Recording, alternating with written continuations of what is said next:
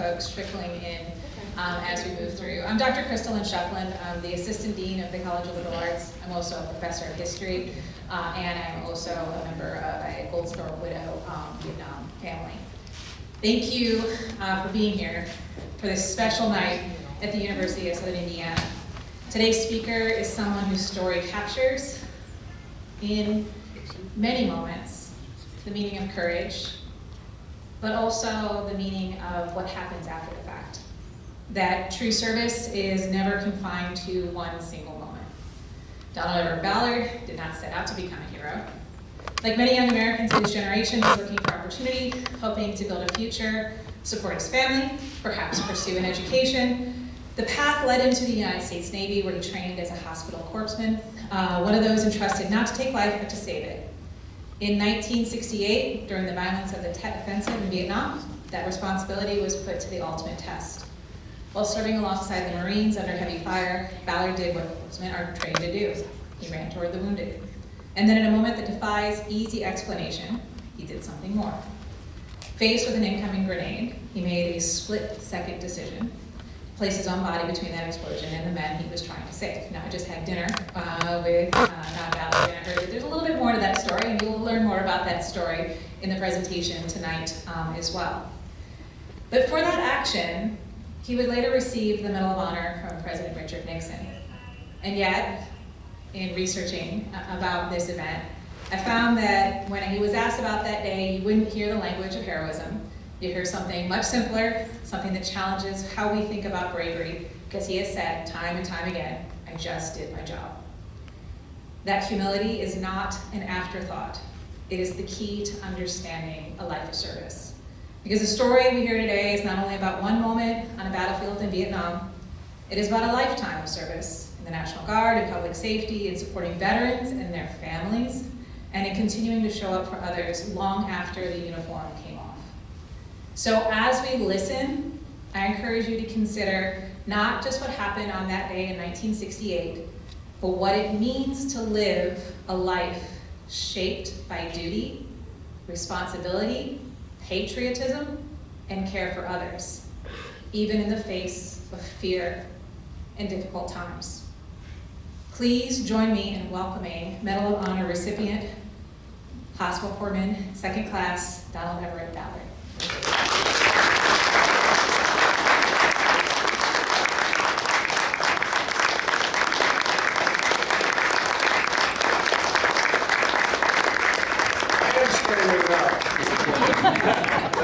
I think I'll sit down. Is that all right?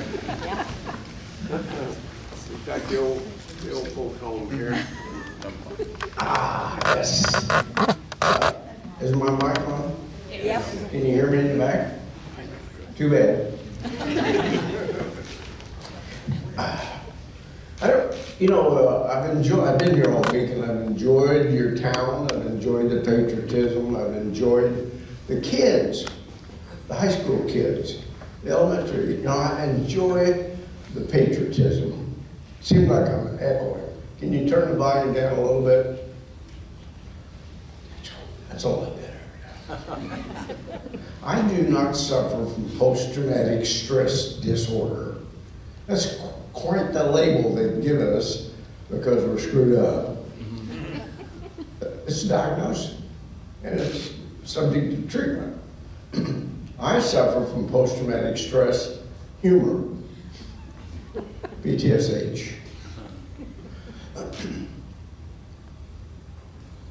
It's easier to cry sometimes, but as I reflect back on my job and the people that I worked and saved and had to deal with, I try to laugh it off. Now, I'm going to present a few facts, share some stories, some ideas, and then I want to turn it open to Q&A.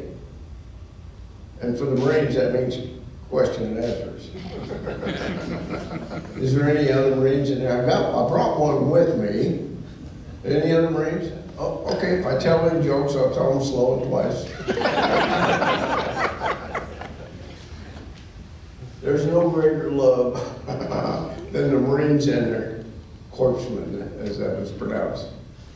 The corpsman is a comparable to, best known as a paramedic in civilian life. We were the first physician assistants that in the military before it came to civilian life. So we pioneered the treatment of trauma because of Vietnam and other war zones and just injury on board ships, you know. We never had any. I have two great doctors here tonight with me. One of them was going to introduce me, but you're fired. She did a much better job. She did a great job. So you're fired. Orthopedic surgeon. He charges too much by the hour anyway. Can't afford you. So, humor. If you don't like my humor, I'm sorry, you can get up and leave. I am not here to impress anybody. I don't have to. I am who I am. That will sound like Popeye to say right now, but I'm simply somebody that love life. I love helping people. When I retired off of from the Kansas National Guard, or even prior to retiring, I was a paramedic in the streets of Kansas City. I had the third license in the state, so what I want to identify there is, as Vietnam vets, medical types, we brought that training home, and you can consider yourself lucky to have benefited from Vietnam. But there's not much you can hang good on a war. But the ability for us medical types to do a better job. Prior to Vietnam, it was kind of a scoop and run. You know, the fire departments would, scoop you up off the highway and take you to the hospital, and hopefully you lived, otherwise you died. Vietnam changed all that because we had no ambulances. We literally had to wait for the helicopter to come and get our patients. What's that mean to a paramedic? That means we had to develop the golden hour. We had to develop stabilization before transportation, which is key in as much as you're getting him, that person. They were all men, by the way, so the term him or he or is what I'm going to discuss is certainly prevalent because there was no women in my area. Now we had women back in the rear, back at the hospitals, but I was out in the combat field.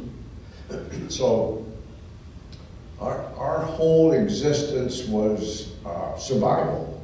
You know, I might have went over as a patriot. I might have went over as trying to do the right thing for the right reason. I might have. But I guarantee you, once I got on the ground, survival skills was a priority. I wanted to get home. I had a wife and 2 children waiting for me at home. I was 21, almost 22, and while I was in country, all the other Marines were 19. I was the old man. I was the only guy old enough in the outfit, including my platoon leader, to buy the beer. So I'm kind of giving you, setting the stage for how old we were. Look at these 19-year-olds. I talked to them in school today. I don't trust them driving a car, let alone fighting them, you know. But they probably didn't trust us either. You know what I mean? The older generation probably said, these kids ain't gonna amount to much. But we did the best we could. Vietnam was a test, and most of us passed it, and some of them didn't. We put 58,000 guys in body bags, and it was people like myself. One example is we went out on a 3-day hump, an exercise, and we encountered the enemy. Out of the 105 men that we left the base camp with, I brought 85 of them back in body bags. That's part of my problem, part of my ability to adapt and overcome when I try to transition back in civilian life. I was wounded 8 times myself. The reason I don't have 8 Purple Hearts is because if you don't have it documented, it didn't happen. And if you don't have treatment in the rear with the gear, with the doctors, it didn't happen, you know. As a corpsman, we treated ourselves because we didn't have the luxury of getting on a bird and leaving our guys, you know, we loved our guys. So we treated ourselves. A lot of times, the biggest problem was preventing infection, you know. But we use different stuff, different treatment, depending on the situation. We loved our people, not the job, not the war. We loved the warriors. We loved the ability because all of us loved each other. So, and how many veterans do we have in here tonight? Okay? I don't have to preach to you the military love that we have. The civilians, I want you to know that there is no greater love than a combat buddy. No greater love. So again, thank you for raising your hand. Thank you for serving. It's kind of sets the stage for me to know how deep to take the conversation and to what extent you're going to relate. Most civilians, and I love talking to civilians because they don't have a clue. You can't possibly judge me or any other veteran if you haven't walked in our shoes. I'm outspoken. I get invited to a tremendous lot of places once. Nobody ever invites me back the second time. Is there any politicians in here tonight? Yeah, I wouldn't raise my hand either. You see where I'm going with all that? Nobody invites me back because I tell the truth. I want you to hear the truth. I tell the high school kids the truth. The system doesn't particularly like my opinions. I had a kid, I've been in 2 high schools today. I've had a great response, and I had a kid get up and walk out because he didn't like my opinion. So, I defended myself and said, what's wrong with these Democrats? I didn't mean that. He was a Muslim, and I literally got on his nerve, and the question, he baited me. He said, well, what do you think about our bombing of Iran? I said, I'm in favor of it. I said, we took the bullies out. We didn't kill anybody. One person got killed, by dropping, he's talking about the initial taking out the nuclear capabilities. I said it was worth it, because we took the bully off the street, and the whole Europe, all of Asia, everybody's safer now. Every president we've ever had has talked about doing something, but nobody ever got around to it. Nobody had the male anatomy to do it. So I don't care whether you like Trump or not. I love his patriotism. I love his action. I love the fact that no one can control him. He's his own worst enemy. If he'd just shut up, he'd be better off. But he can't. That's why I told you you're fired, because that's where I learned it on his celebrity show. You're fired. We're not talking politics tonight. I do want to answer questions if you have some. I fought for as all veterans have, we fought for you to have the right to have an opinion. Whether we agree with it or not, we're willing to debate it if you're willing to talk about it. We want you to live. We want you to enjoy life. We went over not wanting to kill. We went over to protect what we had at home. You. That's what it was all about. Protect you.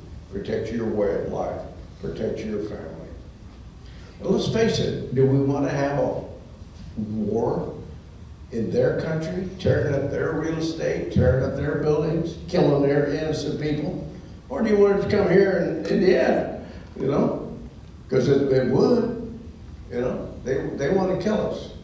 Just the guy got up and left, the kid got up and left when I was talking about the Quran. And he had a Muslim faith, he admitted it. And the question was about, well, do you feel like you want to kill me because I'm an infidel? if you can't talk about it or defend your position, I don't think you should talk about it, you know? Let's have some dialogue, let's have some, the ability to stand up and prove your case, you know, talk about it. Maybe you're right, but if you're afraid to discuss it, you'll never know. So I spent the majority of my life, I was a pre-med major in dentistry when I went in. I was not drafted, I volunteered because I wanted tuition assistance. The military, I was told by my personal dentist that it would benefit me to go to the military, let the military pay for my college, and I'd have to pay them back, you know, by serving in the service. I went to the Marine Corps first because they had the sharpest dress uniform. Now, we don't have no stinking dentists, you know, go across the hall. So I went over to the Navy, and the Navy had the best liars. Is there any Navy recruiters in there? You know, I see you like a raise your hand. I did it to myself. I think we are our own worst enemy, individually. I do believe life is about choices, and obviously the more intelligent we are, the more exposed, more experience we gain, the better decisions we make when we make those decisions. I served in the Navy, the Marine Corps, and the Army, so I tell the kids life's about choices. If you don't like what you're doing, change. Do something different. Enjoy life, but be a patriot throughout your life because you owe veterans. Does anybody in here speak English? Yeah, speak German or Japanese? No, probably. Maybe you do, maybe you don't, but you don't have to. You're not forced. If we had lost the war, the Second World War, we wouldn't have the freedoms that we have today. So I'm out there selling patriotism, Americanism, and the cost of freedom and who paid it. I talk about you guys, your veterans, all the time because I'm proud of you. And I want people to understand freedom's not free. And also, I came home screwed up, as I stated, or maybe didn't hear, because all this is running together because I talked so much today in different groups. But I was wounded 8 times and I killed 6 men, 6 Vietnamese soldiers. And 3 of them was with my knife, kind of up close and not so friendly. So how do you expect me to come home and be normal? I wasn't normal when I left here. I don't even know what normal is. So you can't judge me or any other veteran because you don't know unless you walk in our shoes what we experienced, how well we dealt with it. Each of us have a different tolerance level. Each of us have the passion to want to see it through. I was afraid 99% of the time in Vietnam. But I had a mission, I had a job. I was the only guy that could keep anybody alive on the battlefield. That was my motivation.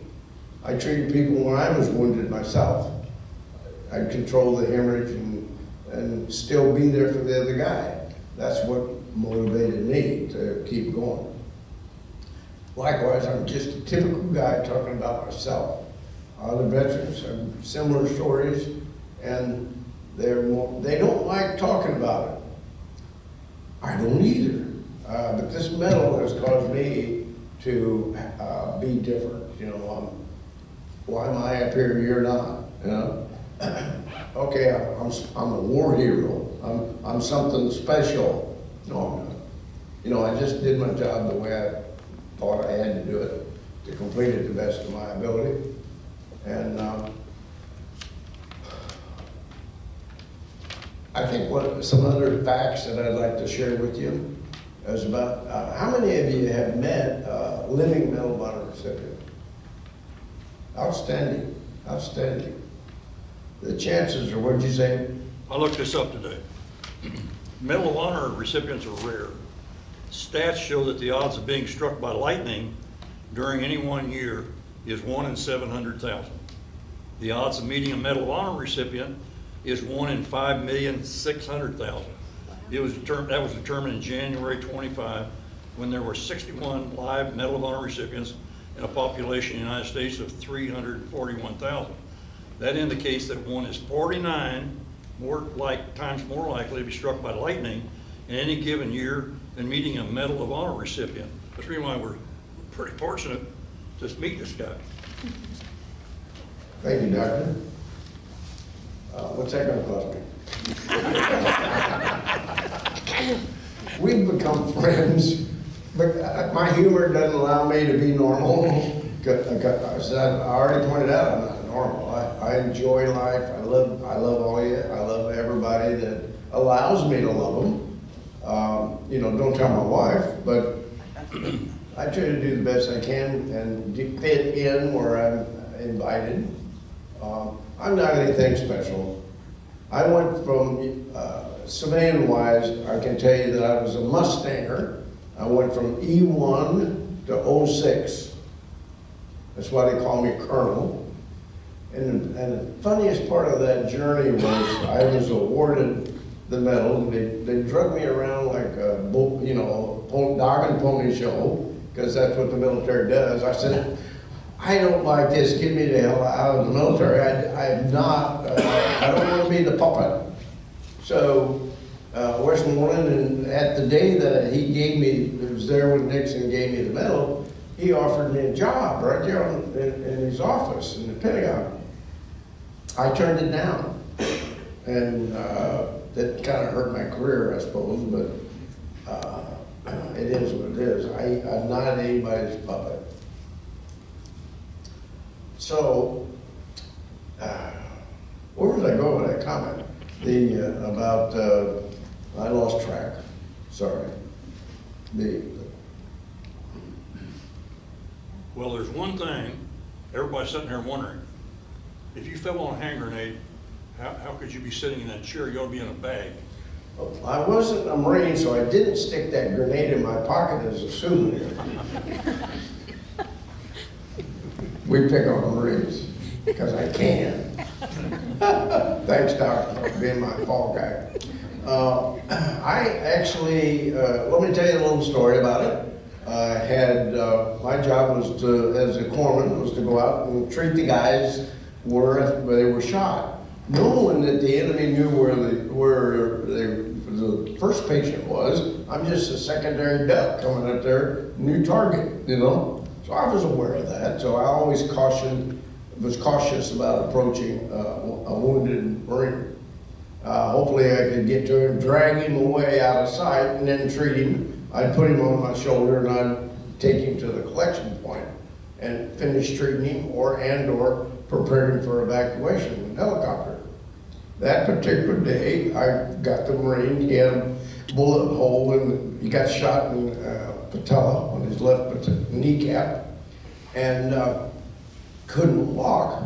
And so I grabbed him and put him on my shoulder. I took him down and put him in the bomb crater, waiting, because he was worthless now. I mean, he could still fire and still shoot, but he wasn't going to get around much. So it was my determination that I would medevac him out and get him some good treatment, orthopedic type treatment. Take him off. I lay him down on the ground and I laid him on top of a grenade. So it went off. Blew both of his legs off. Blew me up in the air, blew him up in the air. And he captured, his body absorbed most of the blast, given that the bomb crater's concaved. Most of the blast went up, took him out. Didn't kill him, they knocked him unconscious.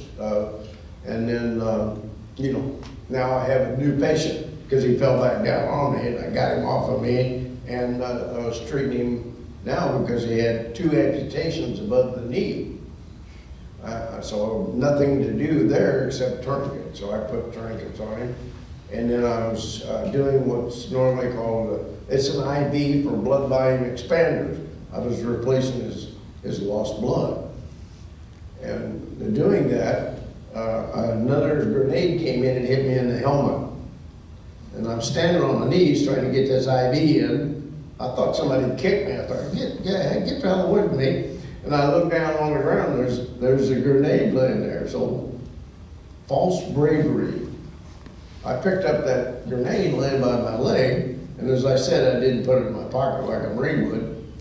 I threw it away. So false bravery. I said, oh, I can handle this. You know, I don't know, I shouldn't consider doing this for a living, but, you know, that split second, I proved to myself that some action could be taken. Now, keep in mind, I've had 55 years of thinking through this action to defend myself, you know, because I failed at suicide. Think about it. I mean, here I threw myself on a grenade, wanting it to blow up. Not wanting it to blow up, but knowing it was going to blow up. It just took the guy's legs off of him. And it was, you know, right here, depending on a lot of different activities that the grenade was involved in, like the monsoons, that caused the fuse to burn slower because it had been soaked in water and rain. And so there was a lot of variables that caused this grenade, and it was a Chinese communist grenade. I was fortunate, but when I jumped on it, the third one came in, and the Marine behind me kept hollering, "Doc, Doc," and I turned around, and here's a third grenade laying there. So the guy was close, you know, we couldn't see him because they had spider traps, you know, they had tunnels with covers on them that had living plants. They could raise up that door, that hatch, shoot us, throw grenades, and then drop back down, and we're looking around like a dumb guy looking for activity, not finding any movement. We didn't know where the enemy was. And that was pretty, in the mountains, that was the kind of warfare that we fought. Now, you can talk to 6 Marines, you can talk to 6 different Vietnam vets, and each of us have a different story, a different type of weapons, different type of enemy, different type of terrain features. I never saw a rice paddy. All these guys talk about a rice paddy. I don't even know what the hell they're talking about. I never saw one, never had to walk through one. So each of us have a different story, and it's like eating one part of the elephant, you know, at a time, you know. It's amazing, but it takes perseverance and as well as exposure to know there's other possibilities. You know, the first time you hear there's two Marines or 2 Army guys or 2 sailors talking about their experience, totally different. And how can that be? Well, there's your answer. Each part of the country was controlled by a different activity, different type of trained Vietnamese soldier, different warfare, different ammunition, different techniques, jungle warfare. In the mountains up there, that's all I knew because that's all I was exposed to. We had booby traps. This grenade that came in, I couldn't jump on it. I reached for it. I was out of balance. I grabbed for it and I pulled it under my bulletproof vest. In the Marines, we had bulletproof vests. They were made by Mattel. We knew they were swell. This damn vest I'm wearing right now would have provided more protection. But I didn't think about all that. You know, you don't think sometimes. I jumped on it and I felt like I was going to die. But I had an epiphany. God talked to me. I had, right then and there, God, if you didn't believe in him, I could have lost him. I told him to get away from me several times because we're going to get him killed together. Yeah. This time he says, boy, you're not too damn smart. Get rid of that thing. I rolled up on my patient. I flipped it off in the air, and it went off. And it blew up. None of us got hurt. But what happened was, when you holler grenade, everybody buried their head. No one witnessed me throwing it away. So my citation says that I jumped on the grenade, it didn't go off, so I just calmly went back to work and left it lay there for the next guy. You know, it might go off in 10 minutes, but the Marines didn't think through that statement. And I don't blame the Marines so much as the higher level of Marine Corps officers, because I later learned, I went to my first reunion, and the colonel, battalion commander, asked me, he says, tell me about the medal. And I said, I tried to tell him. He said, well, let me tell you the rest of the story. And he said that he endorsed my getting the medal. As civilians, as military guys, we know that any level can chop that recommendation for an award. If you're put in for a Bronze Star, Silver Star, if your sergeant doesn't like you, if your lieutenant says, oh, hell with this guy, if there's jealousy, if there's prejudice, if there's any reason not to approve that, they'll do it. They'll not approve it. So I went through sergeant and platoon leaders and company commanders and battalion and division and all the way to the president. Everybody said something positive. So that's why I'm sitting here today with the medal, because it took them 2 years, that journey took 2 years to decide whether I was going to get the medal or not. Part of the reason was I was not wounded. I'm one of the few Medal of Honor recipients that did not get wounded earning the medal. Most of them are killed. And then second to that, they're at least wounded. And here's this guy from Kansas City didn't even get wounded. I was a strange duck. But I was smart enough, and I claimed that fame, I was smart enough to throw it away. And I was done with it. I didn't even know that I had been put in for the medal. I'd done a lot more serious things than try to commit suicide to get that, get some award. And you don't set out to get an award, you know. It happens. People, let me go back and describe this medal. To me, it means one word is love. I loved my men that I served with, and they loved me. They protected me, and I was the only asset they had to keep them alive. They loved me. Marines love their corpsmen. We love Marines. No greater love than Marines and their corpsmen in the combat battlefield. So that was my motivation to keep doing what I was doing, why I was doing it, and do it the best I could, is because the love that we developed. I never felt love before, and I never felt that deep love since. I'm on my third wife trying to prove different. And they dare. She ain't gonna risk her life to save me. She'll throw my ass under the bus.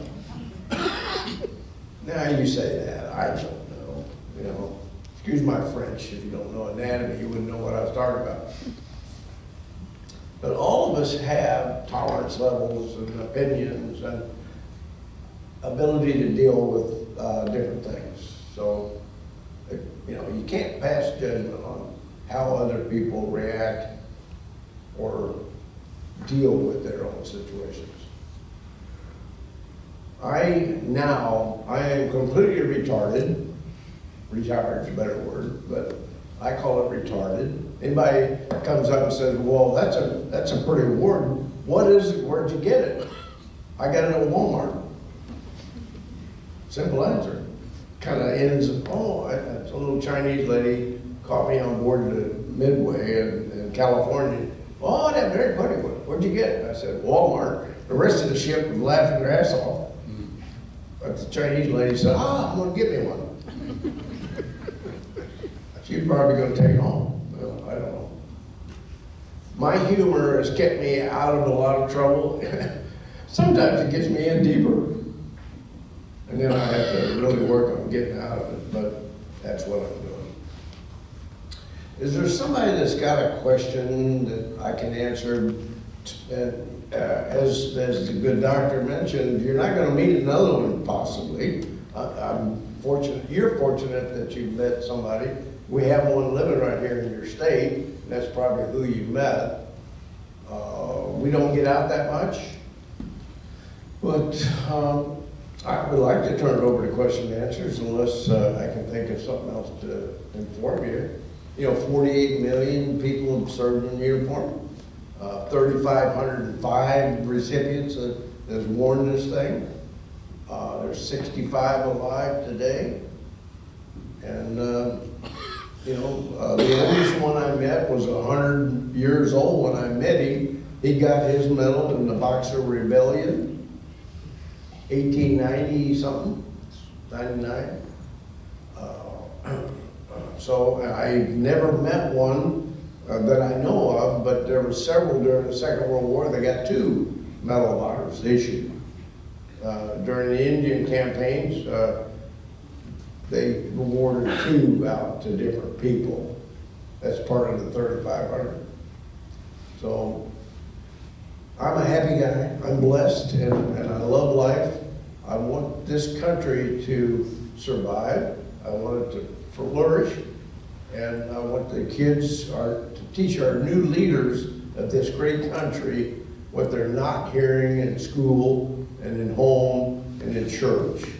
We've turned our backs on history. We've turned our backs on God. We've turned our backs on what I feel to be the most important part of our life.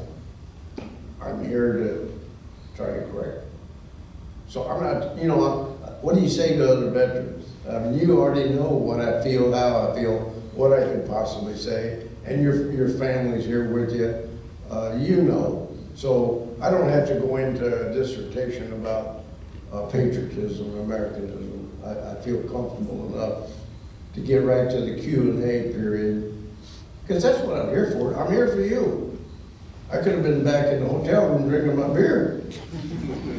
So help me help you understand. If you've got a question, throw it at me. Yes, sir. How long did you wait before you sought help when you got back? That's an excellent, I've never been asked that before, thank you. I thought I was above all that because I was a medical type. I treated other people, and by helping treat them, I was treating myself. And I've spent most of my life trying to understand the part that doesn't make any sense. The mental anguish, the emotional trauma, the ability to adapt and overcome, the ability to try to convince my family that I know I'm screwed up, but give me some slack here. Let me figure it out. Just give me some space, and I'll try to do it. I'm still seeking treatment.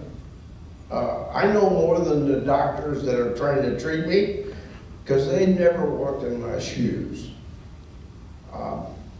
And I'm bashful shy. So when you tell a doctor that's trying to help you that you know more than he does, he kind of shuts down, right? But it's true. You cannot understand the magnitude of the stress or the pain and the suffering unless you were walking in their shoes. Now they have, there is some belief that if they talk enough, they'll learn it. I don't believe it. I believe that veterans have to deal with their own problems. They have to seek help when they can't deal with it themselves. That takes me into my nonprofit that I want to share with you.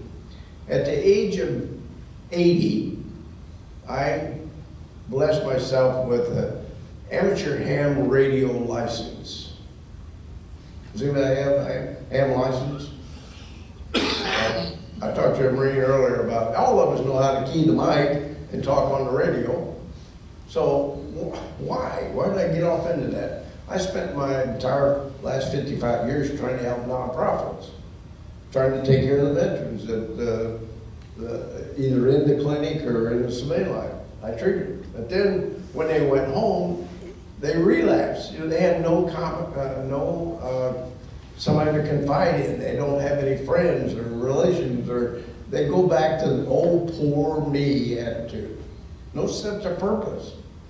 So over my journey, I discovered that I want to take a hobby, a very fun, interesting hobby. I have one operator over here that we deal with all the time and talk through it back to improve my understanding of it. Is that when I want to teach a disabled veteran or a veteran at risk, somebody that has no sense of purpose, no He has no quality of life. He's helpless in his mind.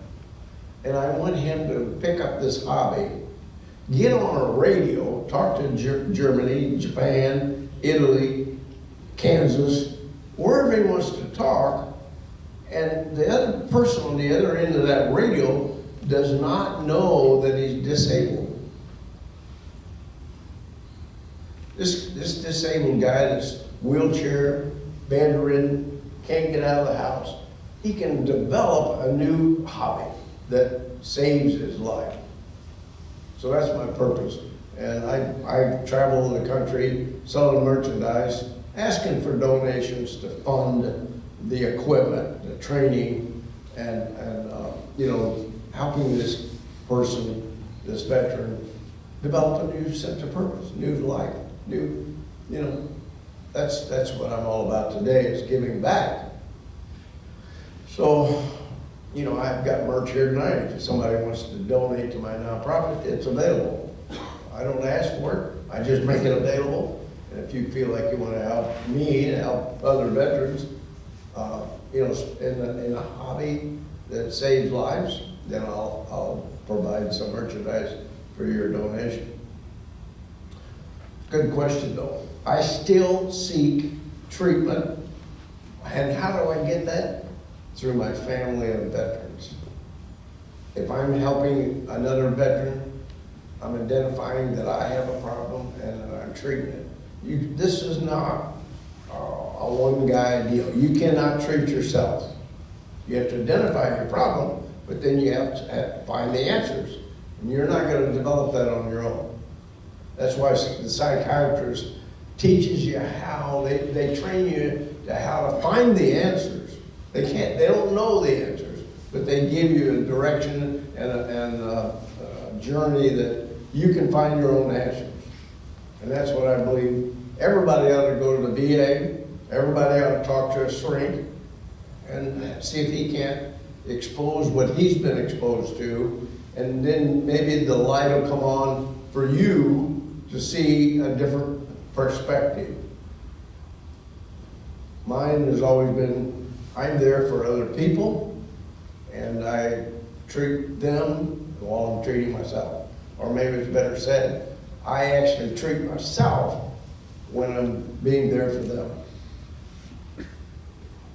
That's a good question. I hadn't really thought of that. Thank you. How about another good question?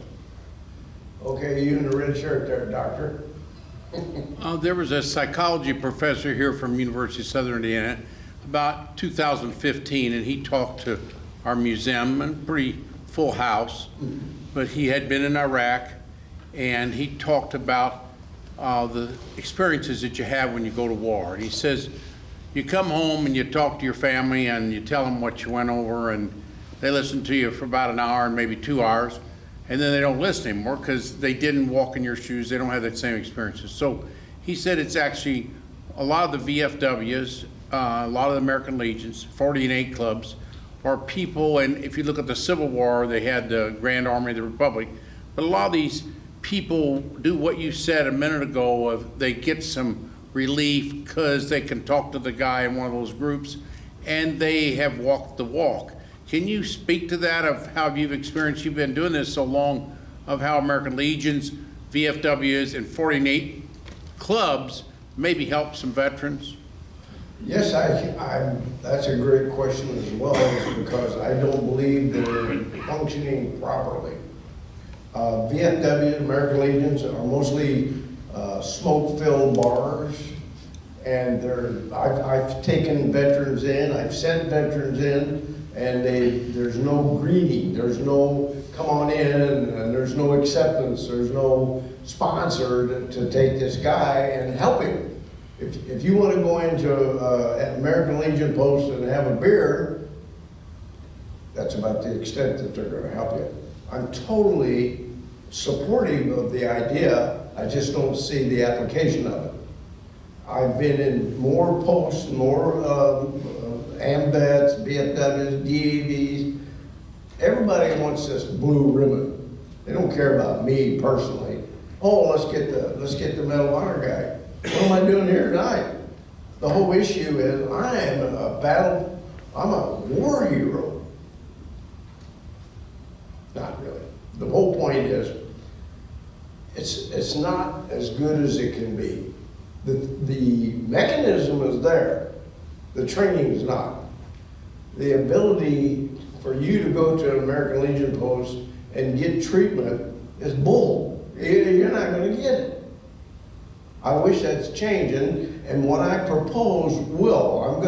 I travel now several states, and I'm recruiting the commanders, I'm recruiting the staff of the American Legion, VFW. I spoke to the VFW. Right up here we did. And the whole issue is to be what you say you're gonna be. Help the veterans. They're not coming in here because they're hiding in the beer or they want a smoke-filled bingo room. No. So I approached the fact, I'm asking them to join my ham radio club with the idea of establishing a ham radio in the club and encourage the young guys to come and do something besides drink beer and smoke cigarettes. So we're trying to change the image for several reasons. One is recruitment. These old guys, Vietnam guys, are dying on the vine. The VFW and the American Legion are gonna go away if they don't recruit the younger veterans. So my attitude is, well, why would they come? You've gotta come up with some kind of reason, some kind of purpose in coming to learn and improve your quality of life. And the most profound thing I've said all night is that nobody on the other end of that radio can see you. I've got a face for radio, and I don't mind talking because no one can see me. No one knows if I've got legs or not. No one knows that I'm screwed up. It gives me a chance, any veteran, a chance to start over, start a great life, start a hobby that's fun. Like I said, I've been around them, I've learned, any man, women, it doesn't matter. The youngest kid I've got in our organization is 6 years old, he got the license. The oldest is over 100. So there's no excuse. I got both, there's 3 licenses that's controlled by the federal government, FCC. You cannot broadcast on the radio if you don't have a license, because it's an emergency broadcast system. It's not the CB radio. There is no socializing. This is a factual, educational, for emergencies only. Now, they have other frequencies that you can dial to. You can listen to the police, you can listen to the fire. I talked to the International Space Station. Now, what came to mind, and that's so important about that statement, is they don't have any communication to Earth except the ham radio. That's the only thing that exists. And it's been around for how long? You know, when your cell towers go down from a tornado or whatever, what do you got? And go to Florida and look at the hurricanes when they lost all their cell phones. The ham radio operators, through Mars and through the satellites and through the repeaters, they call them, has communication. Think about it. I'd like to recruit all of you to become ham radios. And you can get on there and talk about anything. You can't advertise commercial, can't sell anything. It's gotta be personal, and it's gotta be informative. I'm gonna put together a team that every Sunday night you can talk to this particular guy that wants to talk about this subject. So it'll be a complete spreadsheet of contacts that are willing to come online, talk. I've got 2 psychiatrists that's coming on board with me to be there. They're not going to solve your problem, but they're going to give you ideas on how to solve your own problem. I'm looking for help. That's what my nonprofit does. So I will first encourage you to help yourself. Develop a fun hobby that can be used for magnitude of different subjects and different, I'm gonna call it a form of treatment, because when I'm on that phone, I don't have any problems. You know, I'm just talking. Because, again, I don't wanna be redundant, but they can't see me. They don't know that I have no legs, or that I'm missing one arm, or half my face has been blown off. They don't see it. So it's a fresh start. How about another good question? I love that question, thank you. Yes, ma'am. Hi. I would just like to say, as a 19-year-old, I would absolutely trust you with my life.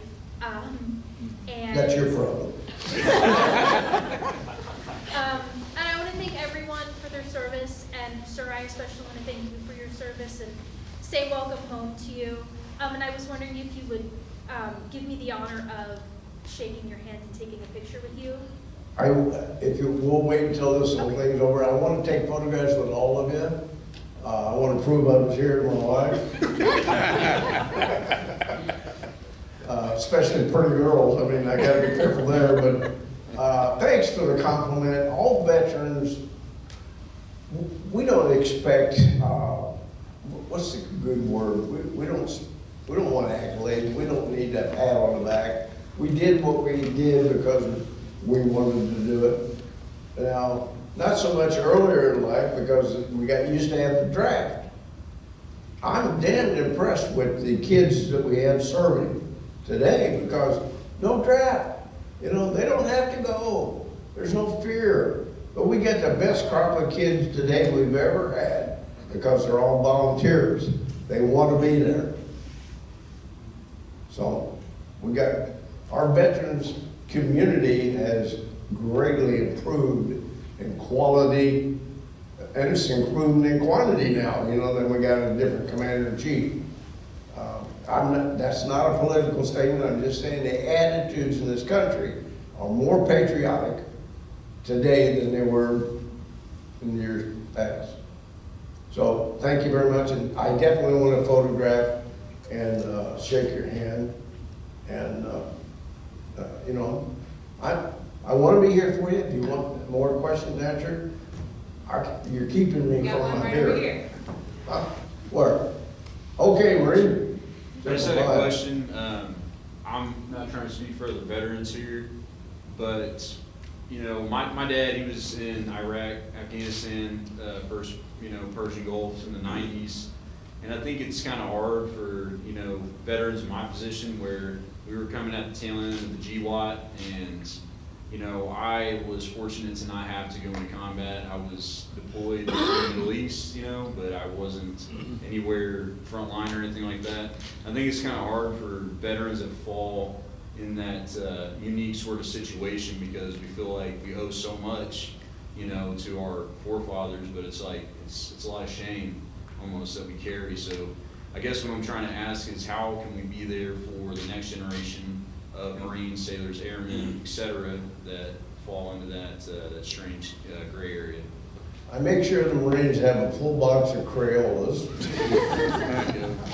I make sure that veterans, or wannabe veterans, the new kids coming in, has a good start. They have good, honest opinions, good guidance. Tell them the truth. Don't lie to them. They don't have to. What I've experienced here of late is the recruiters don't have to lie anymore. They're getting recruits because the people want to be patriotic. Well, it's a wonderful feeling. I swear in a lot of guys being an officer. I swear in a lot of people that want to go into military day. And it's so impressive to see these kids, just as you're a kid in my life. I love you. I appreciate your opinion. I appreciate knowing that there's somebody that we can hand the torch to that's going to take care of me when I'm in the nursing homes. So preparation is the key. Honesty, you know, just being forthright, being a caring person carries a lot of weight, and people see that.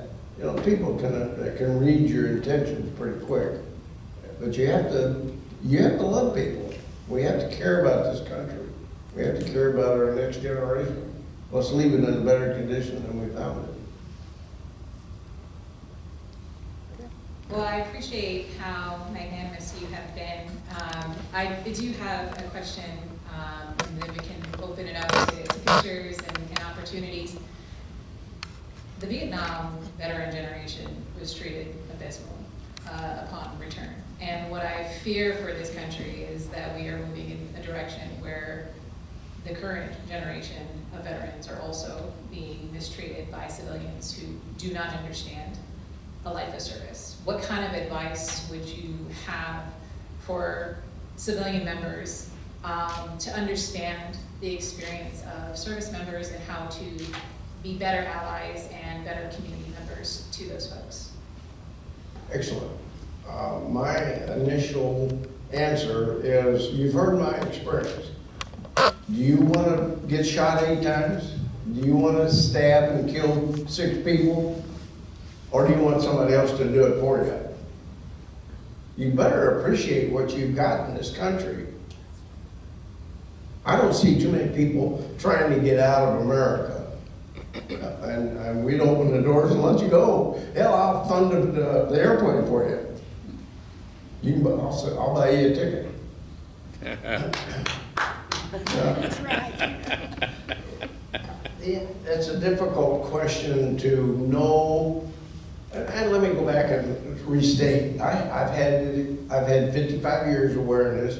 I've had women come up to me and apologize for being a demonstrator when we came home from Vietnam. They didn't have a clue. They listened to the media, which is so wrong. The media is not an American-based, not American. They're not patriotic. They're hired to say what they're going to say. They're motivated by the wrong, I can't say the wrong side because I don't necessarily, I was a Democrat growing up. It wasn't until I learned that I was wrong that I changed my opinion. I like that laugh. I'm a devout individual that's an independent today. I will still vote for a Democrat if he's of the right mental attitude and the right love for this country. If he's the best guy for the job, I will vote for him. If he's not, I'll kick his butt and get him replaced. So I'm not a Republican, I'm not a Democrat. I'm a patriot that wants the best for this country. So I try to talk to the civilians. I've shared with you, is there any civilian in here that can share with me what you got from my speech tonight so I can improve? Did I ring a bell? Did I make you understand a little bit more of why we're screwed up? We're screwed up. You can't be through what we've gone through and not be a little bit screwed up. Anybody got an answer for my question? Well, I kind of got at it. You don't focus on what took place there. You heal and help others heal by communicating together and reaching out and talking to other people through the Organizations. the handheld. Oh, Yeah. radio. I mean, I'm assuming that you talk to a lot of other people and get word out through that. So, but not so much focusing on the medal, focusing on, you share your story, but it's not the main focus. That's so true, but did I relate to a civilian that doesn't understand? Did I accomplish my objective of getting the civilian to stop and think Oh, that yes. we paid the price for your Yes. freedom? You owe us. Yes. And I tell that. Civilians owe us. Yes. Now, are we bragging, are we complaining, are we demanding? No. No. I'm the guy, I'm the spokesman tries to sell patriotism to wannabes or to ignorant people. I'm not saying what I've just said. Ignorance is not a negative word unless it's applied that way. I am ignorant about speaking Japanese. Why? I've never been required to do it. No one's ever expected me to do it. I'm ignorant. That's not a negative word if it's applied correctly. But you say, well, you're an ignorant fool, you know, that changes the whole complexity of the word ignorance. I don't see ignorance as a negative, all-encompassing description. Right. It does describe lack of knowledge. To what degree is to be determined. But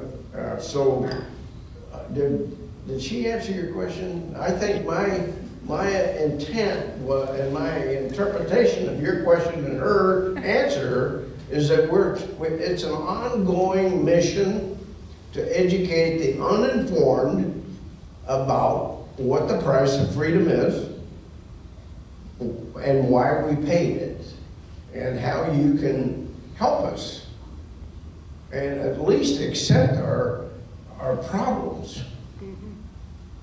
Agreed.